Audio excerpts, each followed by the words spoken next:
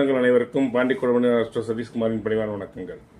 நண்பர்களே, நம்ம எல்லாருக்கும் ஒரே ஒரு கேள்வி என்ன தெரியுங்களா? நம்ம எல்லாரும் கோயிலுக்கு போகிறோம், சனிக்கிழமையானா போய் தெய்வம் போடுறோம், போய் சாமிக்கு ஆஞ்சநேயருக்கு தெய்வம் போடுறோம், சனீஸ்வரனுக்கு தெய்வம் போடுறோம், சிவபெருமானுக்கு அர்ச்சனை பண்ணுறேன்.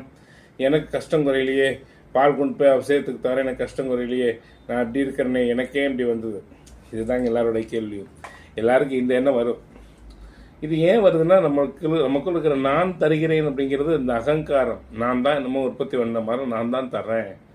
இந்த நான் தருகிறேன் அப்படின்னாலே சாமி நம்மளிருந்து வேறுபட்டு விடுகிறார்.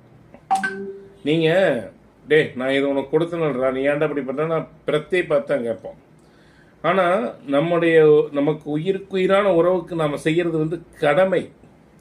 அதை போய் நம்ம கேட்க மாட்டோம். நான் கொடுத்தேன்னு சொன்னாலே கேவலம். நான் என் குழந்தைய நான் படிக்க வச்சேன் இதை சொல்லிட்டா பெருமையா? இதை செய்யாமல் இருந்தால் அவமானம். படிக்க வச்சேன்னு சொல்கிறது கேவலம். அதை சொல்லி காட்டக்கூடாது. அது நம்முடைய கடமை. புரியுதுங்களா? அதே போல் இறைவனிடத்தில் உணர்வெனும் கயிற்றால் உறவுகோல் நற்று உணர்வெனும் கயிற்றால் முருகக்கடையை வந்து நிற்குமே. முதல்ல இறைவனை உறவா நினைங்க. உங்களுடைய தாயா, தந்தையா, குழந்தையா, ஃப்ரெண்டா, உயிர் காதலனா, காதலியா நினைங்க. அந்த உயிர் தோழமைக்கு அன்போடு கொண்டு செல்லக்கூடிய பொருட்களை சொல்லி காட்டக்கூடாது. முதல்ல ஒரு ஃப்ரெண்டுகிட்ட போய் நான் உனக்கு இதை கொடுத்தண்டான்னு சொன்னாலே அதை விட ஒரு சங்கடமான சூழ்நிலை வேற எதுவும் இல்லை. அது வாங்கணுனுக்கும் அவமானம், கொடுத்தவனுக்கும் அவமானம். இன்னொன்று புரிஞ்சுங்க, இந்த உலகத்தில் சாமிக்கு புறமா எந்த பொருளும் இல்லை. அனைத்தையும் படைத்தவன் அவன்.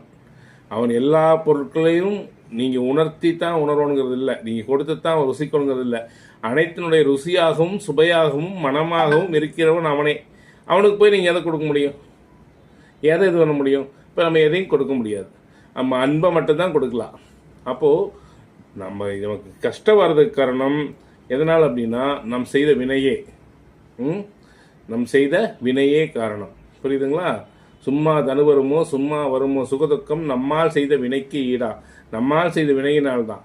அப்போ அந்த வினை கழியணும், நம்ம தாங்கணும்னா இறைவனை அன்போடு அரவணைச்சு பிடிச்சிக்கணும். அப்பா, உன்னையின்றி எனக்கு வேறொரு கதி இல்லை பெருமானேன்னு பிடிச்சிக்கணும். அவன் திருவடி அப்படி பிடிச்சிட்டு அப்படின்னா, அவன் மேலே காதலிச்சு அவன் அன்பா இருந்து அப்படின்னா, சுவாமி வினைய இருந்து நீக்க மாட்டார். அது நீக்கிறது வேற தன்மையில். நமக்கு என்ன செய்வார்னா, அதை கடந்து வருவதற்கு. இப்போது நீங்கள் நடந்து போகிறீங்க, உங்கள் அப்பா வந்து உங்களை தூக்கிட்டாருன்னு வச்சுக்கோங்க, உங்களுக்கு கால் வலிக்குமா? கால் வலிக்காது இல்லை? அதுபோல் அந்த வினையை கடந்து சுவாமி கூட்டுருவார். ஆனால் அவன் நம்மோடு கலந்து நம்மை அரவணைத்து கொண்டு தூக்கிக் கொள்வான். ஆனால் கஷ்டத்தை கடந்து தான் ஆகணும். அவன் கூட இருக்கும்போது கஷ்டம்